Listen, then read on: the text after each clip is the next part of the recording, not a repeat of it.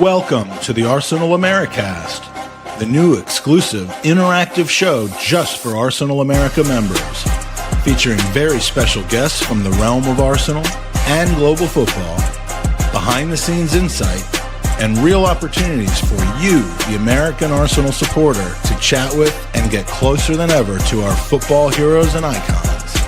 And now, it's time to show the passion of Gooners across the United States. Tonight's special guest is the one, the only, Amy Lawrence.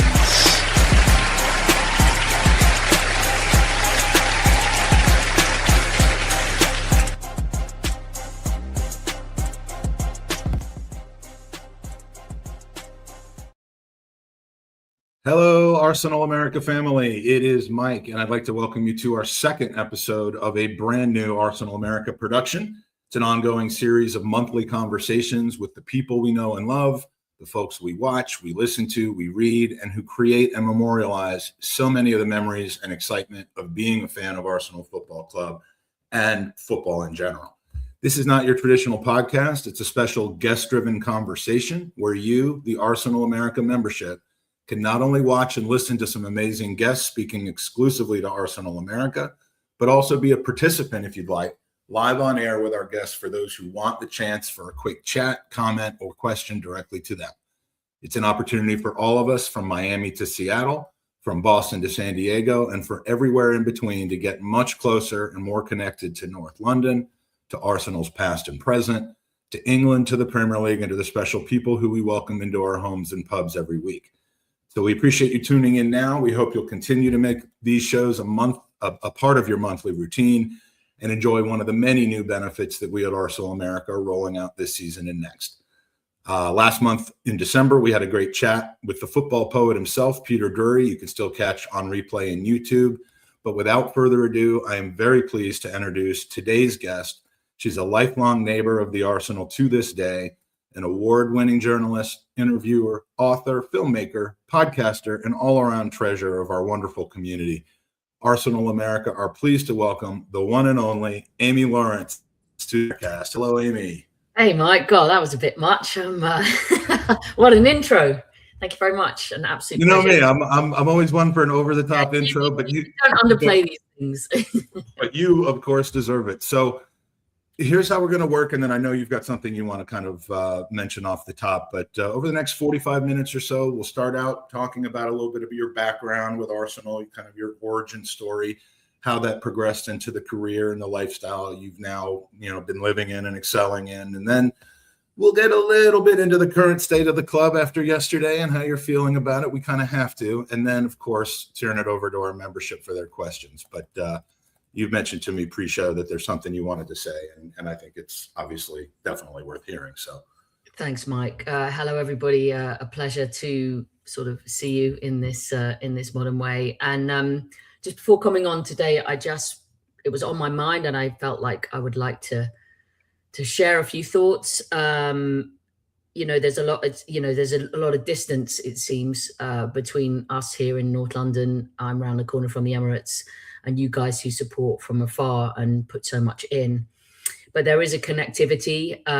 We're all part of the same family. And I've definitely been thinking, and I know I'm not alone over here, of the people of Minneapolis recently, watching on, staggered by what we can see, amazed by the strength and courage of people who are doing good things in difficult circumstances, tremendously difficult, and just wanted to share a bit of solidarity, a bit of empathy, and say that we're thinking of you and we're with you.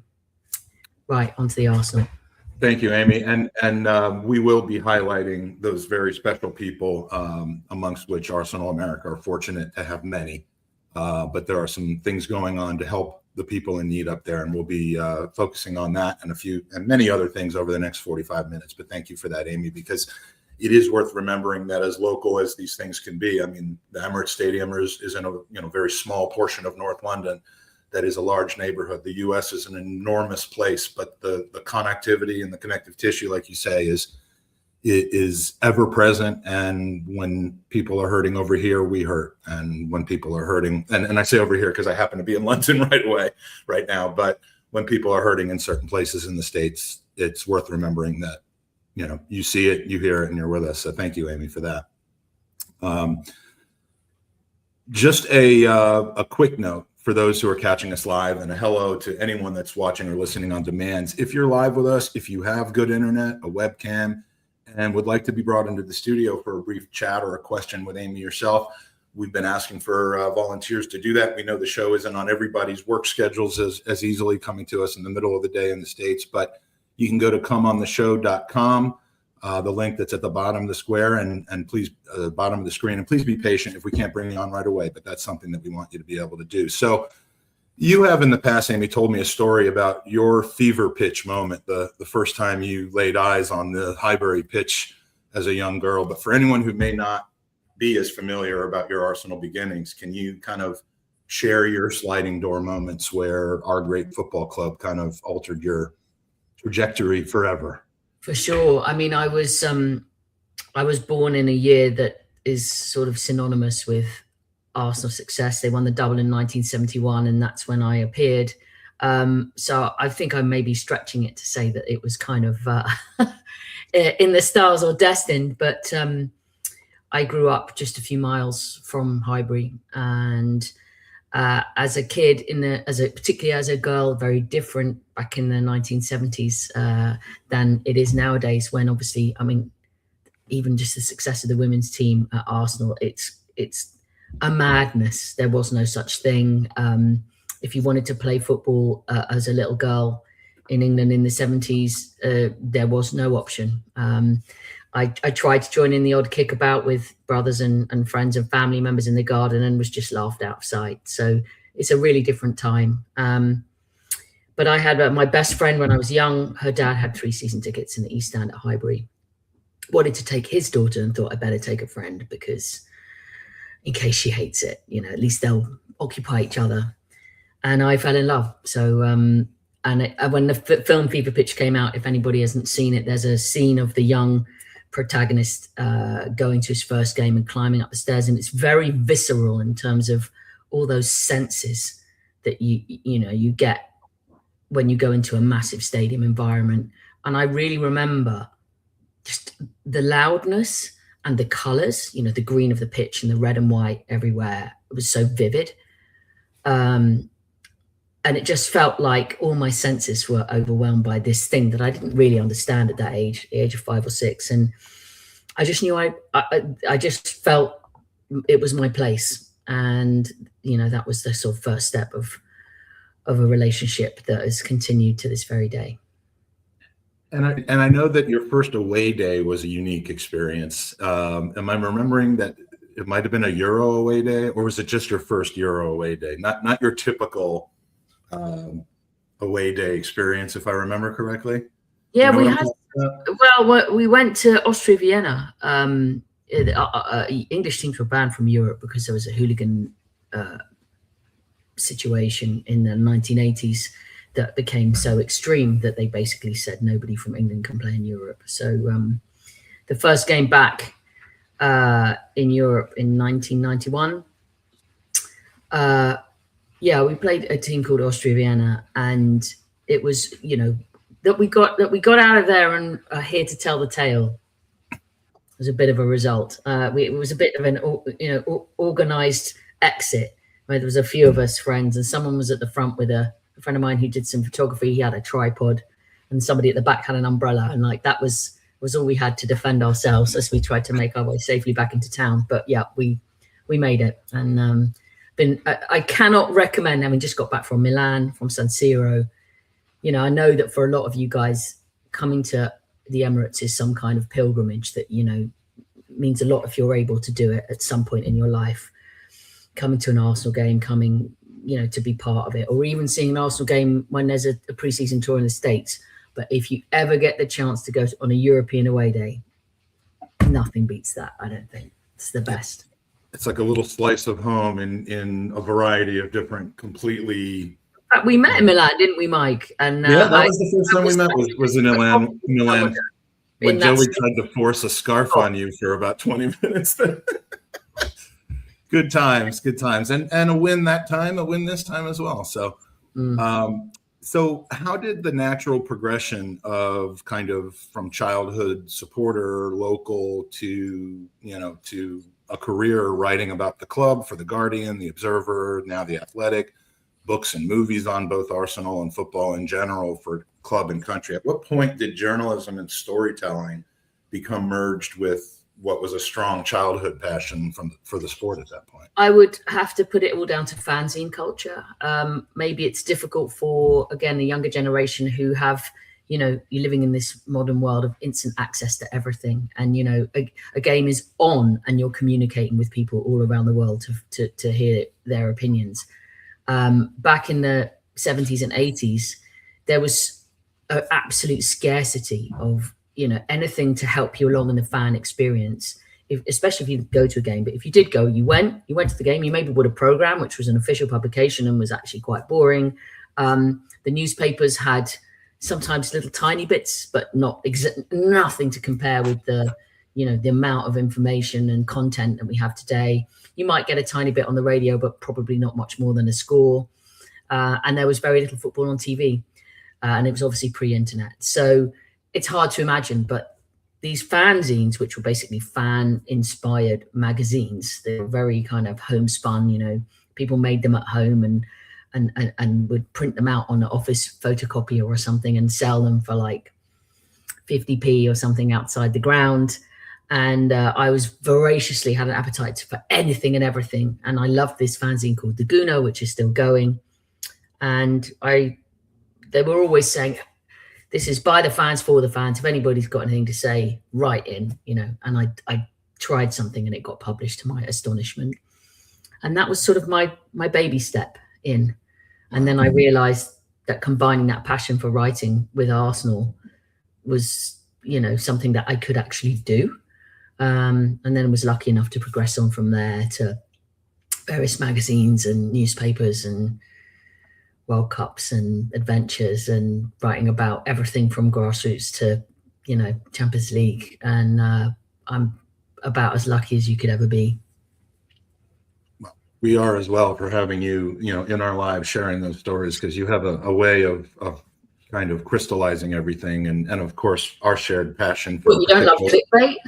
That late, I could do without it, but that late May Day in 1989 is something that we'll always have. But that's the only time I'm going to mention it on this podcast. This is not an Anfield cast like some of the past ones. But I know that given the audience is primarily those of us in Arsenal America, you have come over in what has become a semi-regular occurrence over the summer in the last 5 or 6 years, the summer tours. I know we ran into each other in New York in 2023.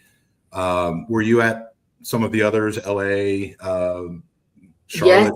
Yeah, in fact, I came with my kids to the tour that was probably about 10 years ago, ish. I can't remember exactly. There was a game in San Jose. There was a game in— It was the All-Star game in 2016, and then down in LA we played one against a Mexican league team, I believe. Yeah. So we kind of combined a little bit of a road trip with so that was our first experience of the tour, and it's been— I found just even from both of those experiences, and what I found really interesting was how much the temperature changed between the one I saw in 2016 and then the one that was, what was it, 2023, I think. And just even in that time span, how enormously things have mushroomed. And, it felt a bit more like just going to a kind of general sporting occasion in 2016. And yet in 2023, it was like going to an Arsenal game. There was such a noticeable shift in the dynamic, and sensing how deeply rooted now, how knowledgeable, how passionate, how involved people were, I found really insightful. And I know that it was definitely it made a huge impression on the club as well. And I think it was very striking to them just how important the fan base on that side of the world in particular is. Because I feel like previously it was more about there was Arsenal in London, and then there was the rest of the world. Whereas I suspect that the American audience stands alone now, separate to the rest of the world. I think it's that big and that important. And I think in terms of the finances that the club generate from its relationship with American sports and American businesses. And now even when you look at the board and you think that on the board, obviously the Cronkies and Stan and Josh, it's a more long-standing arrangement, but the fact that when they recomposed the board recently, they brought in 3 people from America to bring particular levels of expertise into, the hierarchy. It speaks of a much more engaged connection, I think, that the club feel is really, really important. I think we feel that from our level as well. I mean, there are obvious things, and we have some questions about these as well, like ticketing availability. I mean, there is such a demand right now that it is so hard to satisfy everybody who wants to come and see the Arsenal. But I would agree with you that, America, just by the support that and the growth of the game and this particular club in America, it's unbelievable. You see. Can I ask you a question? Yeah. Has the number of supporters clubs in different regions grown? Absolutely. I mean, that being my specific remit within Arsenal America, as the branch liaison, I've obviously seen a spike in interest. I mean, it hasn't been trickling in for many, many years. It's been a lot of new branches in new areas, wanting to essentially ramp up either organically or with the support of Arsenal America. But it is a constant flow. We're dealing with constant interest from people who want to start something in their own local area, because with 87 active supporters group branches in Arsenal America, we've still got many states that that don't have representation per se in their state, or metropolitan areas. It's getting a little bit more crowded, but that's what we want. And Arsenal America, as kind of the sponsor of this podcast, we are working very, very hard towards trying to grow alongside the growth of the American fan base. And I find it absolutely amazing when I see videos from different places of fans gathering and recording themselves watching games, goals, what have you. That, we're in a point in history where there's these almost satellite centers that are doing exactly what we're doing. I'm lucky enough to be there most matches. I have a season ticket. I've been going forever. So that's such a normal part of my life. But to think that people elsewhere can have that same shared collective experience is phenomenal to me, because, when I would first have the opportunity to visit America, just in ordinarily nothing to do with football or Arsenal or anything, I don't know, maybe I think probably around about the 1990s was when I started to visit a bit more, now and again. And, you'd see the odd Arsenal fan, or if there was a game on, there'd be like a handful of people. But, there's proper buzzing crowds like that. Oh, yeah. It's so beautiful for someone who's from N5 to know that that's happening all over the place, and that those people are feeling it exactly the same. My favorite stories are from those who kind of live here and have that experience of going home games, going home and away possibly, and having travel that takes them to the US, whether it's New York or Washington or San Diego or, any of our cities, and kind of find out where they can go to watch the game, and hearing them after the experience saying, I had no idea that type of stuff was going on over there, and the passion.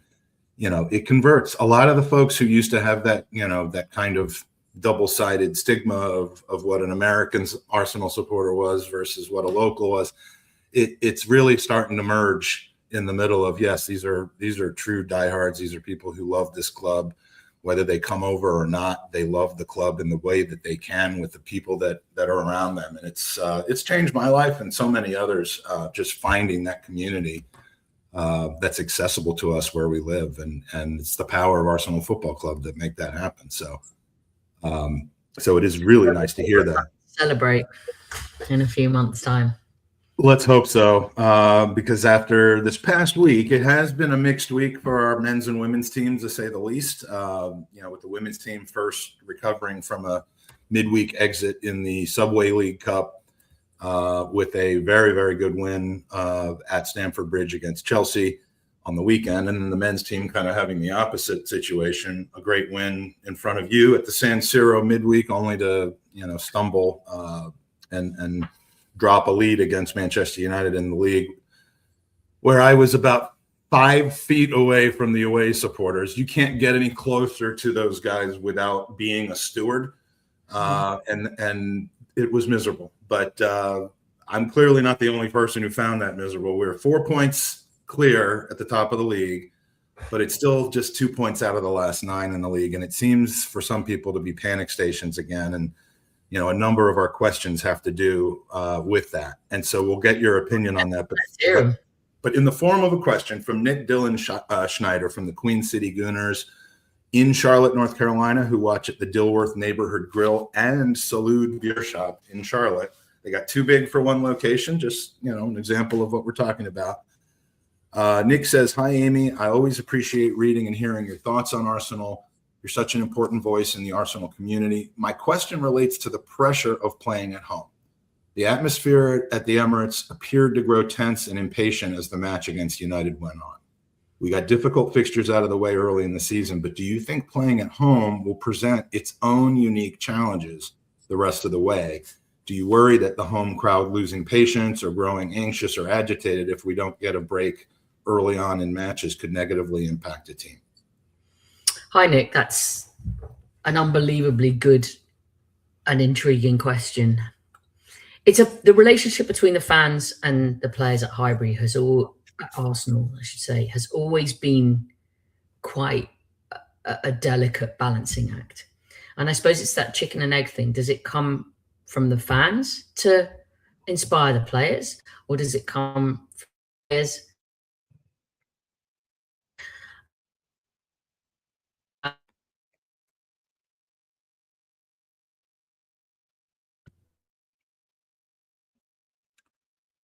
I don't know if I'm frozen or if Amy's frozen, but we've got. Are we okay? Yeah, I think we're back now. We had a little bit of a technical hiccup, and I don't know whose end it was on, but yeah. So sorry, but I think ultimately it's always been the case that the fans respond to the energy of the players rather than the other way around. They're less good at kind of leading the charge from the terraces, which I think is frustrating because it's it goes back to that old idea that I think when I started to go, supporters were there to support. You were actually part of the event. You were part of the tribe, and you sense it more in away games when people go away and you're part of the gang that's going and representing your club in someone else's town. But at home, it has become, people go quiet. It's really weird. That's not what I do. I'm not a quiet person, and I apologize to anyone who's ever sat near me. It's like I'll give people an earful if they're not singing and getting involved. But I think that clearly the weight of history is absolutely killing everybody's nerves. I think that goes for the players as well as the supporters. First of all, it's been a long time. It's 2004. It's more than 20 years. And there's a whole generation of people who have never seen Arsenal win the league. And then there's the generations above who are lucky enough to say, well, in my day, we all saw Henry and Bergkamp and, Vieira, and why can't it be the same? But that weight, it's a long time. And it's hard to put that to one side when you're there because people want it so badly. So badly. Do you think that the combination of that and the fact that there's been 3 years of thinking you might do it and then being reeled in and being disappointed in different ways, obviously in all of those 3 campaigns. So it's like it's a raw wound. So you're picking at it you know, and the best thing that Arsenal could do would be put a bloody great bandage on it and forget about it, because, you know, they can't get to it. But in the real world, that wound is still there. And it's really hard, I think, for people to just ignore it. So that's why we live in an age now where Man City set recently this new bar, really, where on the whole you're aiming for 90 points plus. I think this season it's going to be a bit less, but that's what it's become. It didn't used to be that, but because it became that, there's this sense that every result that isn't perfect is a possible disaster, which is really unhealthy. Because the reality is, whoever wins the league this year, and we all know who we want it to be, their record is not going to be perfect. You know, Arsenal have just lost their third game, and the next fewest amount of losses is 5 or more, right? So already Arsenal are sort of the least damaged by defeats. But because there's all this stuff going on in everyone's heads, a defeat or a draw feels like bigger than it maybe is in the reality of the season. And I would just urge everyone to really try and be calm, because it's January and because there's loads more to go, and because there's going to be a lot more wins and there's going to be some draws and there might be another defeat, hopefully not. But, you know, it's a tough gig trying to win this league. But and this has been a slump, and nobody wanted to drop any points in the last 3 matches, because everybody looked at all of those games and thought that, you know, really you should be trying to get 3 points there. They were all disappointing for different reasons. But if that's the slump, you're not going to have a perfect season. And if Arsenal can get themselves back on the right track quickly, in other words, Saturday at Ellen Road, you've got to just get on a run. Well, I guess until we know whether that is still on top of the league. You can have a slump and it can kill you in January. This has not killed Arsenal, and they cannot let it feel that it's killing us. Got to keep their nerves together. And it's a brilliant point. And I would urge anybody who is lucky enough to get inside the stadium, even if they feel like quiet and inhibited, just try and shout, just try and make some noise, because I think it really does help the team. Yeah, and you know, the rest of Nick's question really had to deal with whether the team might have a more relaxed feel in an away match, given that the away support tends to be a little bit more crystallized on the positive side. That's what my experience has been for the most part at away games, is that you tend to get, you know, a loud, more unified fan base that is constantly behind the team, win, lose, or draw, and it's got to permeate the confidence of the players. Also, there's the Champions League, and people are like, hey, you finish in the top 2, you've got this great advantage. Your second leg is at home every time, if you know, however far you get. And I just was like, I'm not sure, because when you look at Real Madrid last year, you know, you look at the different examples, sometimes being at home second is more pressure. It just depends on what kind of mood everybody's in. It can be amazing for you, or it can ramp up it's basically, it intensifies everything. Either intensifies your pressure or it intensifies your energy. Yeah, and Kate from New York asked really the important question, which is, how are you feeling? Never mind the other 60,036 people that were there yesterday. How are you feeling about the chances and the fact that this is our dip, rather than we're in the middle of a long? That's what I'm trying to feel. I mean, I am an optimist, and I'm refusing to allow myself to, you know, throw toys out the pram at this stage. If it all goes worse, or it continues for a long time, and, you know, Arsenal end up without rewards at the end of the season, that's the time to be analytical and emotional and have judgment, but not now, not while you're in the middle of it. I don't really understand it. I think this is a time for people to be together, to be positive, you know, and just try and look at the situation a little bit more objectively. You know, these are not terrible players. These are players that have got Arsenal to be top of the Premier League, top of the Champions League, within a game from Wembley and with a comfortable home draw in the FA Cup, that means that we're going to go reasonably deep, I would imagine, in that competition too. You know, that's the best it's been in a long time. Yeah, it's pretty hard to fight on four fronts, and nobody knows how it's going to end up. But I can't believe for a moment that these players don't want it with every fiber of their being, and they're giving everything to do it.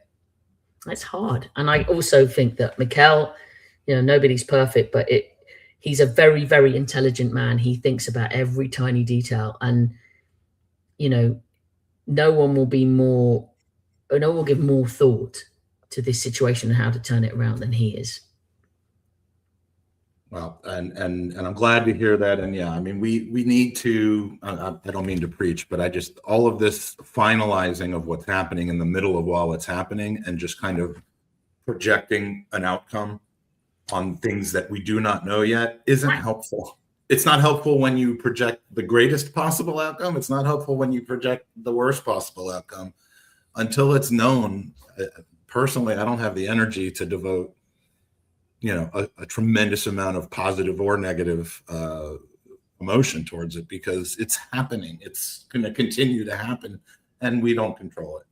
So, that's disappointed me to find out. I got out of there so quickly after the final whistle last night that I didn't hear a lot of the booing that I'm hearing was cascading around, and that's really disappointing. After the season, that I can't say what I really think about that, because I'll probably get cancelled. But yeah, no, you can't. I can't approve of that. But that was somewhat disappointing to me. But before we move on to the next subject, I would like to bring on someone who works very hard to continue the growth of the community of Arsenal in Des Moines, Iowa. Pretty much smack down in the middle of our country. She was over here in October for the Crystal Palace game, which was our official road trip. So I'd like to welcome Katie Evans from Des Moines, Iowa. Sorry, not Idaho. Hi, Katie. How you doing? Good. Thanks, Mike. And Mike and everyone from Arsenal America involved in this, thank you for bringing this to us members. And Amy, likewise, thank you. I just put a tweet out saying this conversation is so infectious. And even though with the frustrations of yesterday's results, having your seasoned and thoughts, it's helpful to recover from that. But the question I wanted to ask is, how important do you feel it is to have female journalists or writers within this sport? Hi, Katie. Lovely to meet you. Great hat. Looks freezing where you are. I hope you're doing okay. We're about as warm as it is in Antarctica, or at least Alaska. Wow. Okay. Well, keep by that fire. How important is it? Look, I think representation in all walks of life is vital. When I started off doing what I was doing, we were in a pretty ridiculous minority, and I was never too kind of bothered about it. I was so obsessed by what I was doing. It's not like I ever looked around and was like, oh, I'm different, or I didn't really notice. I was just like, all I wanted to do was do my job well and enjoy it. And if that helped people along the way to think that they could try something that they didn't think was going to be that easily accessible, that's cool. I do remember being at, I think it might have been in Japan, a World Cup final at one point, and they had these ginormous media stands, much bigger than regular league games and stuff. And I think there was about 400 or 500 journalists in there, and that was about the one time where I looked around and I thought, oh Jesus, there really isn't anybody else. Like that felt quite remarkable to me. But I'm a big believer in just doing things well and letting that speak for you, rather than banging a drum and forcing the issue. That's the way I've always felt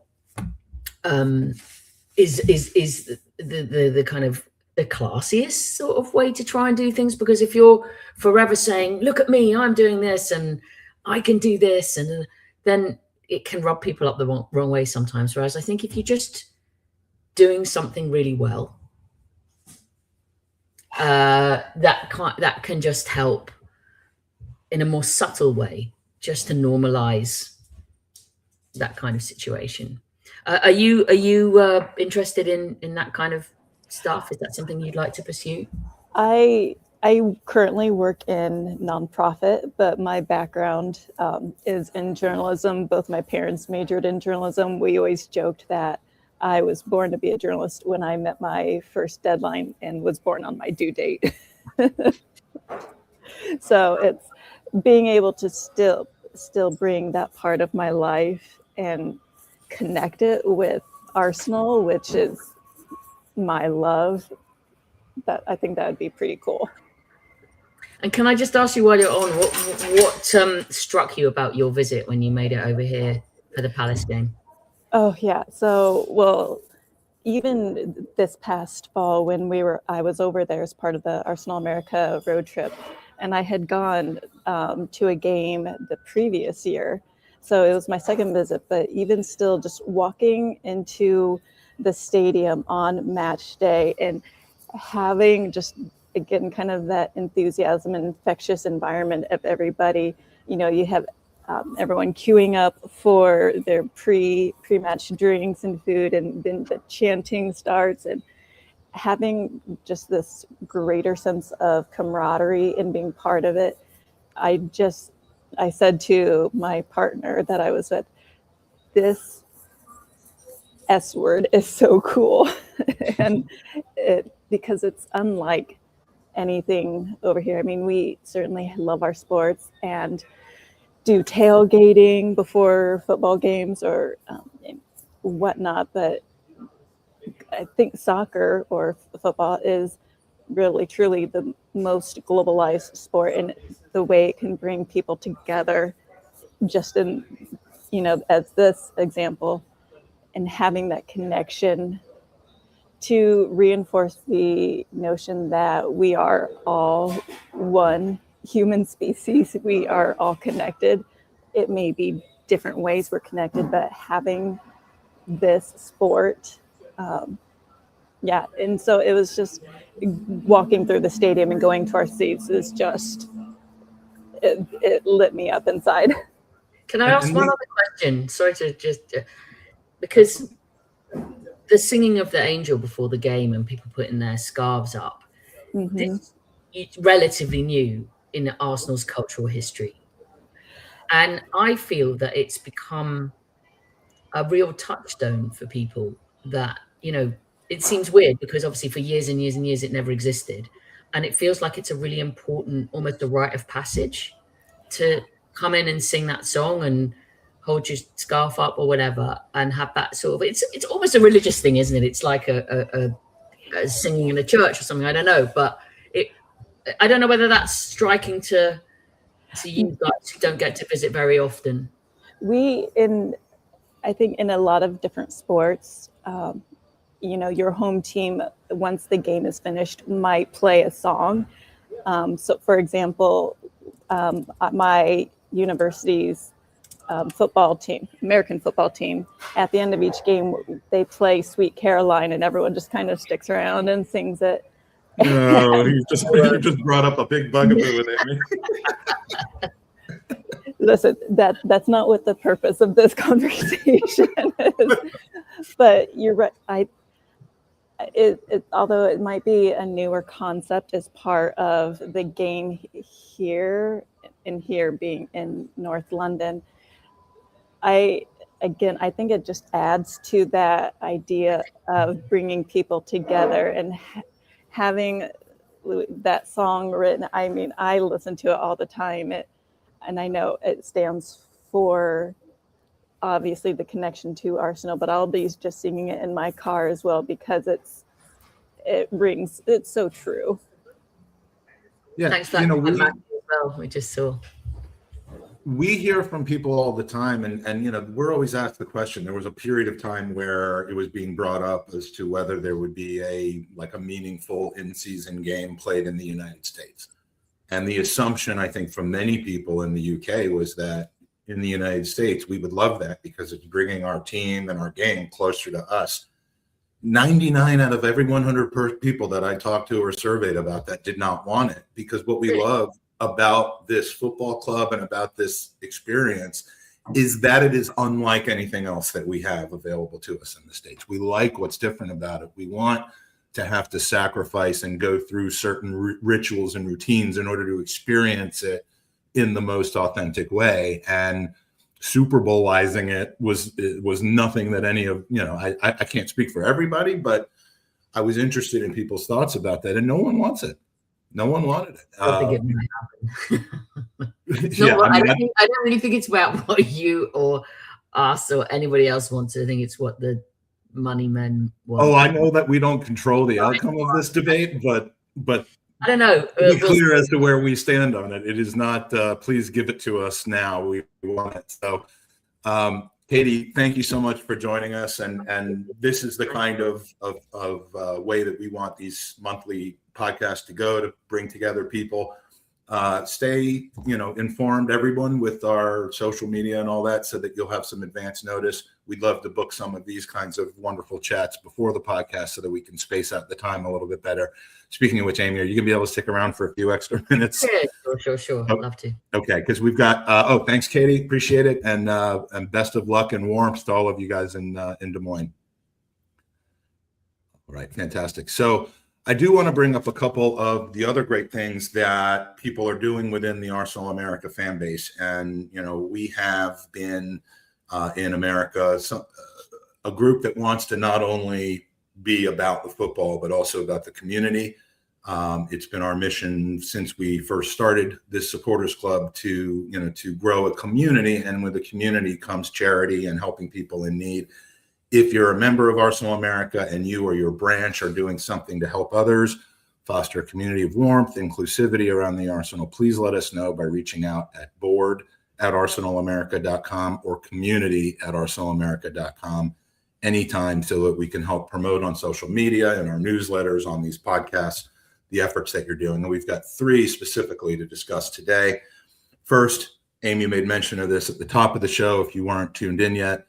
Our friends in the Twin Cities, Gooners in Minneapolis, St. Paul, have not only been dealing with the frigid cold and snow in recent days, but also some extremely disturbing events in their city.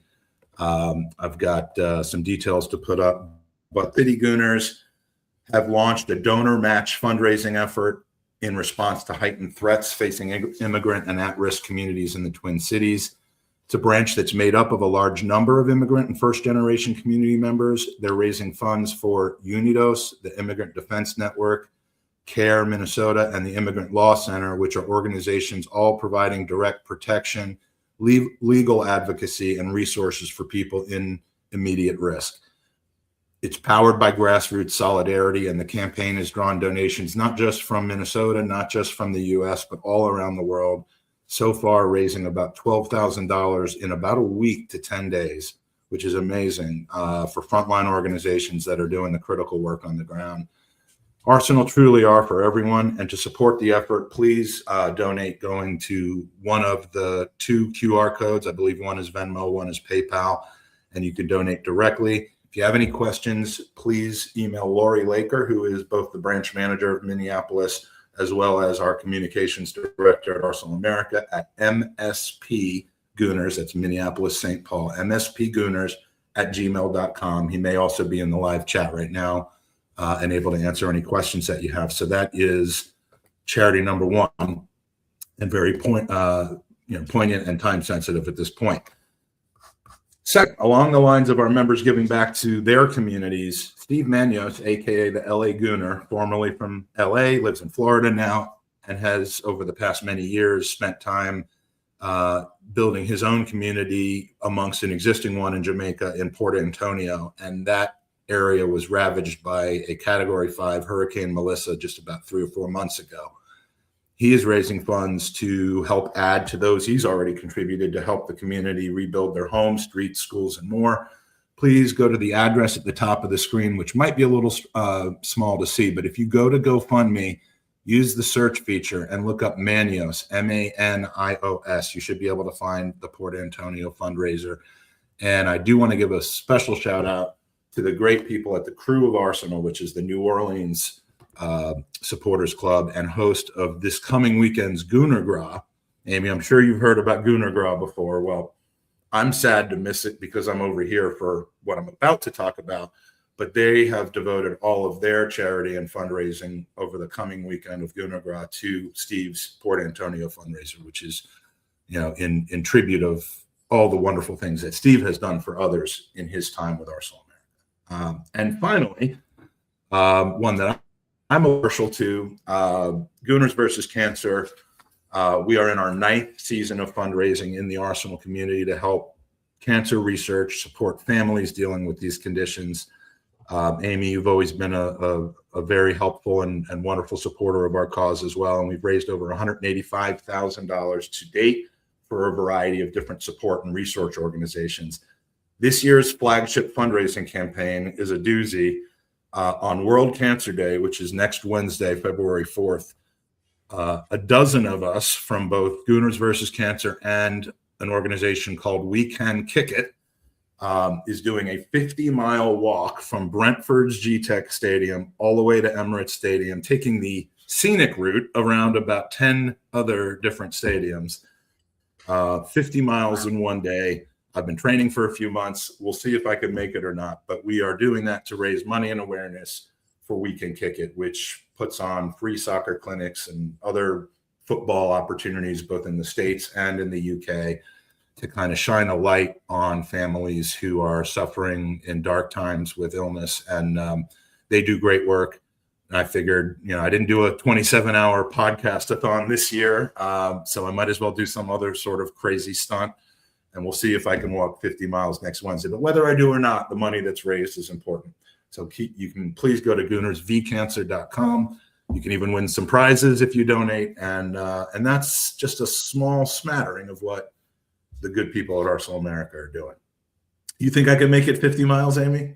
I'm just thinking how my son did a 50 laps of the Emirates recently for men's mental health charity over here, and that's just short of 20 miles, right? That was about 22 miles, so just under half. He's a teenager, so I'm not saying that there's maybe a touch more natural fitness there. He didn't train that much, but it took about 4 or 5 hours, but some of it was running, some of it I will not be running. None of us will be running. But I'm wondering how long have you given yourselves? What do you? I mean, that could be. I've been doing some 20, 22 milers. I've. How long does that take? I've approached this. It's about 3.5 miles every hour, so it should probably take 17 or 18 hours. And look, I'm magnificent. Just good shoes, man. That's what everybody said. Good shoes. Oh yeah. I've invested in blister prevention and shoes and all of that. But I've got a box of these energy gel things. They're yours. Help you out.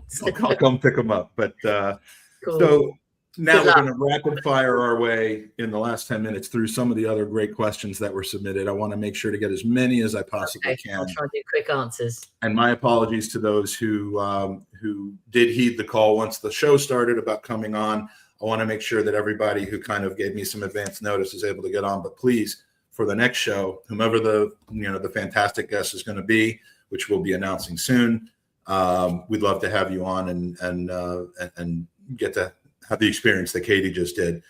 From Wan Chi Cho in the Orange County Gooners, who watch games at the Chapter 1 Modern Local in Santa Ana, asks if there is such a thing. When was the point in time that you realized you are inseparable from Arsenal emotionally?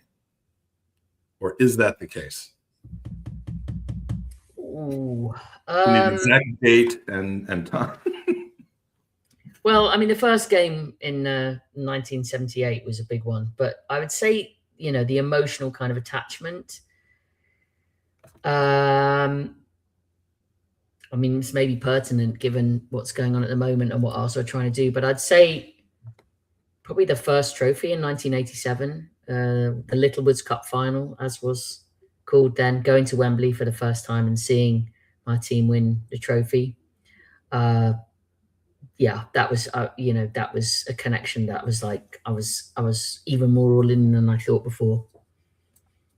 Yeah, and it never leaves. You once you're in, you can't get out. It's not even like a gang where you have to fight your way out. You can't get out. There's no going out. And my kids, my daughter, by the way, I meant to mention this when Katie was on. My daughter, also a journalist by trade, who missed her first deadline because she was a month early, actually. So she was a planner apparently, but very, very proud of her and the work that she's doing. It's not football, it's politics, but so nowhere near as important as Arsenal, obviously. I've always been a big fan of the journalism, to the point where I've wanted to dabble in it myself, but it's not something you dabble in. Mike, when I first started out at the Observer newspaper, the serious journalists doing things like news and politics used to call the sports desk the toy department. So we know where we're going. Nice. And they were probably doing it out of jealousy because everyone would turn the paper to the back pages first and start from there, which is where all the good sport content was. Dan McNichols of the Naperville Gooners, who watch at the Can Bar in Naperville, just outside of Chicago. His question is an interesting one. Andrea Berta has now been at Arsenal for about 10 months. In your mind, how has he settled into the club, particularly in terms of his relationship with Mikel, with Josh, and with the wider leadership teams? Supporters tend to judge sporting directors mainly through the transfers they make, but are there other areas in which he's influenced since arriving? Hi, Dan. Great question. I think he's extremely popular within the club from the noises that come through. I think he's very, very tightly embedded already. He's very connected with Mikel. He's clearly got, making his presence felt to get to Josh and his father to spend the amount of money that was spent last summer. And I think there was a point at which everyone thought that, Arsenal couldn't spend any more, and still they came and more players came. So I think he is very highly respected. They were extremely excited about getting him, and they felt that he was someone who had particular specific qualities to go next level, basically. They've been very busy, as everybody knows, since he's come. He's really, the fact that he's had one summer and there's been really quite substantial change. A lot of the judgment from outside is coming on the fact that Gyökeres was sort of really mainly his choice, I think, but there's a much longer tale and story to be had about striker options and what Arsenal did or didn't do and who was available. I think the most obvious thing being other players were more expensive in that department, which would have been less of the group that came in to strengthen the squad. We will find out in due course whether that mass strengthening of the squad was the right way to do it, or whether there might have been another way with fewer players and a bit more spent on certain key areas to get the best that you could possibly get. It's too early for us to judge that. I feel like Hincapié is kind of the example of, if you go all in on a player who's got that additional cost, will he be that much better than the alternative, to where you can then not do a signing like Hincapié or Mosquera, who have come into this club and made such a difference. So, you have to pick and choose sometime. And I think the Gyökeres story is still being written. Absolutely. There's a lot of stories still being written. We're sitting here today and everybody's been talking about how the reinforcements at the back have been more impactful than the ones at the front, where you feel there's got to be more to come. So it's up to everybody to make sure that comes out. So Stephen Lamb from Phoenix, Arizona, where there's a great group of Arizona Gooners who gather in the wee hours of the morning sometimes at Yucca Tap Room. What are your thoughts on the status of our youngsters? MLS's playing time has dropped off drastically this season. Nwaneri even more so, of course, leading to what may be a great opportunity for him at Marseille in loan. And though the club gave Dowman some minutes early in the season, that playing time has absolutely vanished. Obviously, his injury hasn't helped with that as well. Do you see this as simply a matter of competition and patience being needed, or is there something else to it? I think each of them has an individual case, in the same way that when Saka came through, we had Smith Rowe, Willock, Maitland-Niles a bit before. There was a whole little generation that he came through with, Nketiah. And ultimately, for a club like Arsenal, when your ambitions are to win the league, to try and win the Champions League, which has never been done before, and try and win domestic cups as well, you've got to be the best of the best. You could be a really, really, really good player, but are you good enough to be a starter or a finisher, as Mikel calls them, in one of the best teams in the world, basically? And there's no shame in coming through the academy, being a fantastic footballer, being sold for profit for the club, which is part of the dual purpose of the academy. You want to ideally breed, the finest thoroughbreds you can to play in your first team. And if you can't, then maybe they're going to go race someplace else, and you're going to capitalize on that financially. I think what we're looking at with this next generation is, again, quite where they're all going to fit in eventually. Time will tell, because they're all still pretty young and pretty new in their Arsenal experience. I would bet my house that Dowman's going to be a superstar. I mean, you can't ever be sure, but I've not seen many like him ever. Miles obviously came in and had the most phenomenal season last season, and I think he's having a bit of a hangover. Adjusting to sort of your life going crazy in a very short space of time is not always straightforward, and maybe there's a little bit of a reaction going on, and it's about how he responds now and how much he can knuckle down, and he's got to keep learning and taking opportunities and improving. And there's obviously competition with Calafiori and now in Capio, but it looks like there's been a natural dip there, so we'll have to watch that space. Nwaneri, I think, has phenomenal natural ability, and I was getting a little bit sad for him that he wasn't getting many minutes, in this first half of the season. But I think they did the right thing to loan him. It was a tough one. I felt quite torn, because in some ways, you want a player to be part of it if something amazing might happen. And I think he would want that, being an Arsenal fan who's been there all his life. But he needs to play, and I think he wants to play, and that's the right thing for him. And he scored a phenomenal goal 12 or 13 minutes into his time in Marseille. And I always felt that he needs a little bit more of a kind of sense of his role. His natural ability is not the question.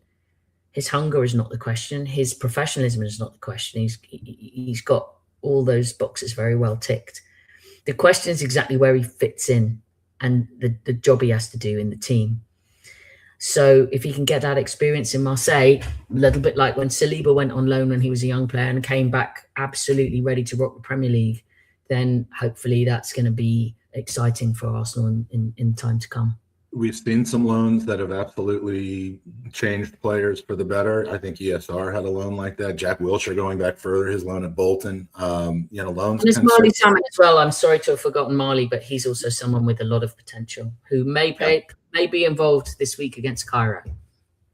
Yeah, I think we should have a very interesting view on some of our youth players and fringe players, if we want to call them people who are in and around the bench. Probably, if he doesn't rotate 11 changes in that game, I'm not quite sure what we're going to see there. But a couple other questions from our last question of the day is from Moose Salehan. He's the branch manager of our Indianapolis Schooners, who make their home at the Chatham Tap and Fishers, north side of Indianapolis, Indiana. We're lucky to have a journalist and supporter like you covering the Arsenal. I'm a big admirer of your writing as well as your contributions to the Handbrake Off podcast. A little plug there for one of the best podcasts in the game. and the various other outlets where we get to hear from you. I was wondering, does your vocation ever interfere? This is an interesting question. I've asked a lot of journalists who I know are Gooners at their heart. Does it ever interfere with or take away from the simple joy of watching Arsenal Football Club as a fan? Wishing you a happy, healthy, and successful 2026 ahead, says Moose. Hi, Moose. Thanks so much for your kind words. I think with age, I've changed a little bit. I think when I was younger, the contrast between my professional head and my fan head, I was always a little bit like I had to make sure my professional head when I was working was the dominant one. But as I've got older, in that way that you become a bit more like, what the hell about things when you have the benefit of some experience and behind you. I would say that there are times in the press box when my behavior is, I'm sure there are a few of my colleagues that are tutting away thinking she should shut up, what's she doing? But I can't help myself. I don't really I can care. think of one particularly, one who's a friend of mine for a long, long time. I've seen him grow through the stages of becoming a regular Arsenal journalist, and he's told me of many times he accidentally let out some yelps in the press box, including one time against Villa where there was fisticuffs afterwards. I would say that the only thing that matters to me is that, and this has been the case for as long as I've been doing this, is that I feel obligated to try and be as fair as possible. I want to be a fair judge. I want to be honest and respectful in the way that I try and assess what's going on. And as long as I can do that, then I hope that some of the enthusiasm and the love that I have just maybe sprinkles a little bit of something extra on there. Because I've always felt that the responsibility of the journalist or the writer is not just to, inform people about what's happened or analyze what's happened or share quotes from someone you might get to interview or something like that. But it's also to try and paint pictures for people who aren't there or who don't get to speak to that person or see that game in the flesh or feel the frisson of that atmosphere. So if I'm able to share a little bit about what it feels like, why do we care about this thing? What is it making us feel? I think that's the difference. That's the difference of us as writers to try and gift that as best we can and as honestly as we can to the people who aren't there in person.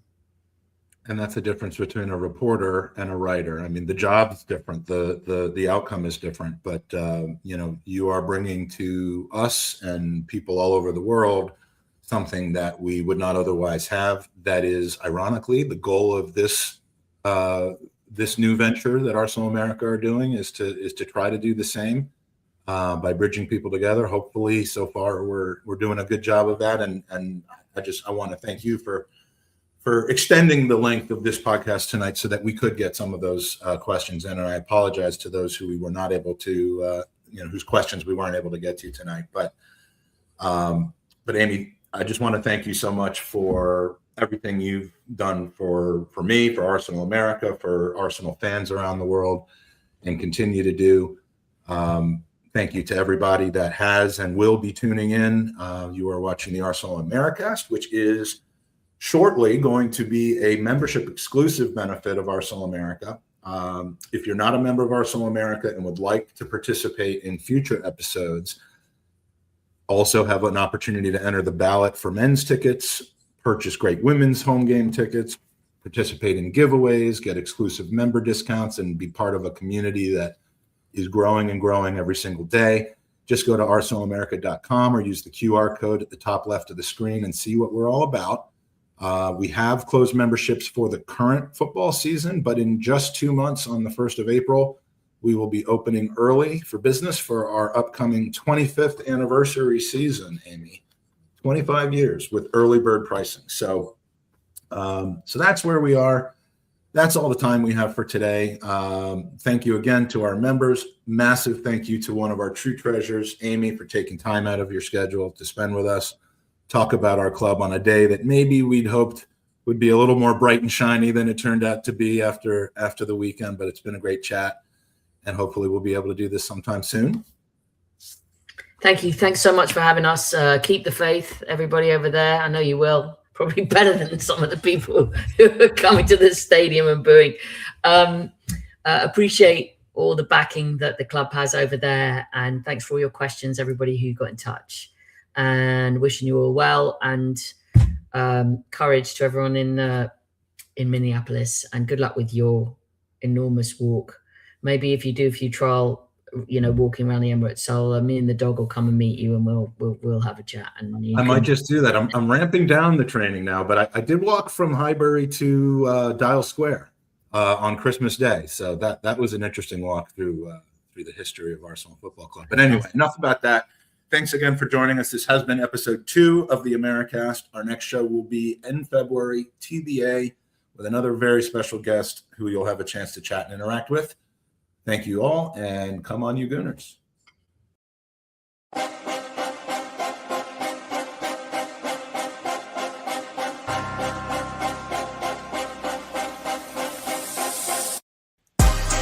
This has been the Arsenal Ameri-cast. Join us every month for this, one of the many exclusive benefits of Arsenal America membership. To learn more about Arsenal America and to join, go to www.arsenalamerica.com and watch your email and our socials for details about next month's special guest.